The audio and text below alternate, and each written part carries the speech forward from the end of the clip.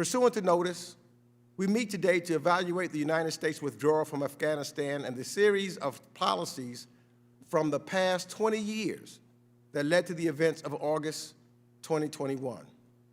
Mr. Secretary, it is good to have you back here before our committee a third time since you've been Secretary. And thank you, and we appreciate your recognition of the important role this legislative body plays in conducting oversight on the executive. And I want to start off today by citing some numbers. 800,000. That's the number of Americans who served with the U.S. military in Afghanistan since 2001. 2,461. That's the number of American military personnel who died in Afghanistan, including the 13 brave Americans who were killed facilitating the evacuation of 124,000 people over the course of 17 days. 66,000, the number of Afghan national security forces killed in the conflict.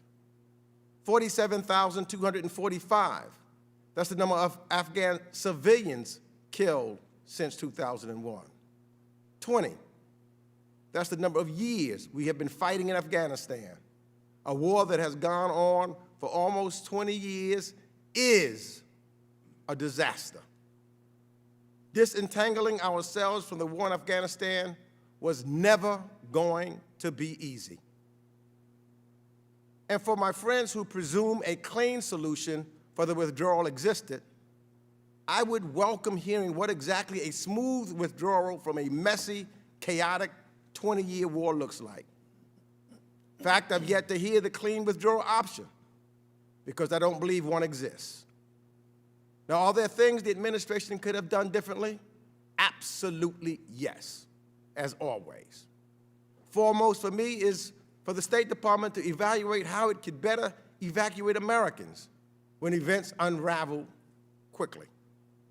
And I look forward to hearing from the Secretary how the State Department intends to complete its evacuation of the 100 to 200 Americans remaining in Afghanistan who want to come home, as well as for evacuating those Afghans who worked alongside us during the past 20 years. However, it is important to separate fair criticism from criticism that isn't made in good faith and divorced from the realities on the ground in Afghanistan. We've heard some criticize the decision to close Bagram, which they claim would have been better suited for evacuations, as though it would have been easier to evacuate hundreds of thousands of people from an airfield 40 miles outside of Kabul. Others criticized the decision to not keep a small counterterrorism force in the country. I ask, where was this protest when the Trump administration sidelined the Afghan government in order to cut a deal with the Taliban? Where was the protest when the Trump administration negotiated a deal with the Taliban just 1 month after the abduction of Navy veteran Mark Frerichs? And where was this protest when then President Trump and Secretary Pompeo agreed to withdraw all troops by May 21st, 2020?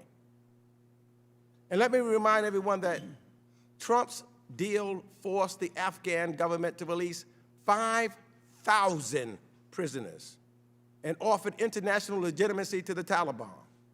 It was a deal that failed to require the Taliban to separate from al-Qaeda terrorists and did not require the Taliban to stop attacking the Afghan government. The deal altered the political order of the country.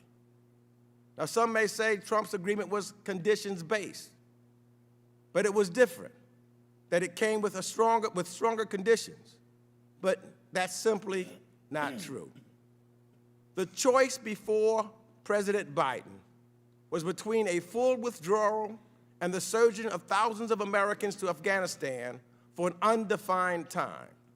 To argue that there was a third option, a limited troop presence where the safety of our personnel could be preserved, in my mind, is a fantasy.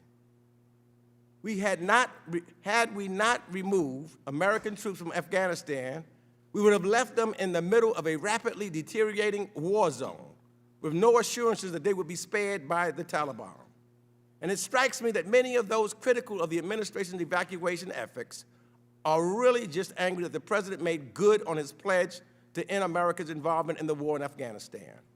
They are masking their displeasure with criticism but fail to offer feasible alternatives.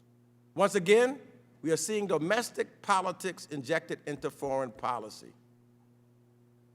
The Taliban's quick takeover of provinces, Afghan security forces laying down their arms, and President Ghani's abrupt departure from the country he led, watching 20 years of effort crumble in only a matter of days, has made it all the more clear that we could no longer occupy Afghanistan, and that the president's decision to bring our troops home was the right one. And for me, as I closing this chapter of the U.S.-Afghanistan book is a difficult one. I voted to authorize the war back in 2001, after the terrorist attack on September the 11th. In the 20 years since, I've seen how this conflict cost the lives of countless Americans, Afghans, and our NATO partners. And what makes this all the more difficult is this is a war that should have ended 19 years ago with a different outcome. But our hubris, our own desire to remake Afghanistan, our own willingness to negotiate got in the way of that victory. These are hard truths, but only by examining these hard truths will we be able to understand what went wrong in Afghanistan. The task before us on this committee, one that I'm committed to making, will explore the past 20 years, but we'll be talking to individuals from the Bush administration, from the Obama administration, from the Trump administration, as well as the Biden administration.